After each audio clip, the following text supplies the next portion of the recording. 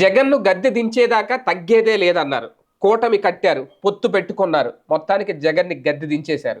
కానీ ఇప్పుడు అధికారంలోకి వచ్చేసిన తర్వాత కూటమి సర్కారు తీసుకుంటున్న నిర్ణయాలు, కూటమి సర్కారు గవర్నెన్స్ ఒక రకంగా వాళ్ళు చేస్తున్న పరిపాలన చూస్తూ ఉంటే తగ్గాల్సి వస్తుందా? ఇష్యూస్ అయితే రేజ్ చేస్తున్నారు. కానీ దానికి కారణం జగనే అని పూర్తిగా చూపించలేకపోతున్నారు.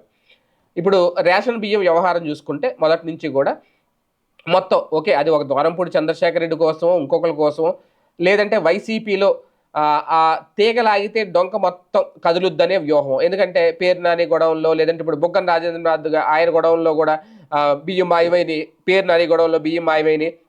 ఆ షిప్‌లో వెళ్తున్న కంటైనర్‌లో ఉన్న బియ్యం అన్నీ కూడా వైసీపీ మాఫియా. ఇదంతా. అంటే ఇది ఫైనల్‌గా జగన్ దగ్గరికి వస్తదా లేదనేది వేరే విషయం. ఒక కల్తీ లడ్డు వ్యవహారంలో ఎలా అయితే చెప్పారో, ఇప్పుడు దీని వ్యవహారాలు ఎలా చెప్తున్నారు? విద్యుత్ ఛార్జీలు పెరగడానికి కారణం జగనే అని ఎలా చెప్తున్నారు? ఇలాగ ప్రతిదానికి వెనక జగన్ ఉన్నాడు, జగన్ ఉన్నాడని. కాకపోతే ఎక్కడ నిరూపణ చేయలేకపోతున్నారు. ఎక్కడ నిరూపితం అవ్వట్లేదు. ఎందుకంటే ఇన్ని కేసులు, ఇన్ని వ్యవహారాలు, ఇన్ని స్కాములు, మొన్న అదానీ దగ్గరే లంచం తీసుకున్నాడు అని చెప్పి అంత పెద్ద పెద్ద వార్తలు రాసి, దాని మీద జగన్ కోర్టుకెళ్ళి 100 కోట్ల పరువు నష్టం దావా వేస్తే, దానికి సరైన కౌంటర్ ఇచ్చుకోలేని పరిస్థితి వచ్చేసింది ప్రతిపక్షం దగ్గర. అంటే మొన్నటి వరకు తగ్గలేదు, తగ్గేదే లేదన్నారు. కానీ ఇప్పుడు చివరికి ఇష్యూస్ రేజ్ చేసినప్పుడు, ఇష్యూస్ రేజ్ చేసినంతగా అది జగన్ వరకు తీసుకెళ్ళలేక తగ్గాల్సి వస్తుంది.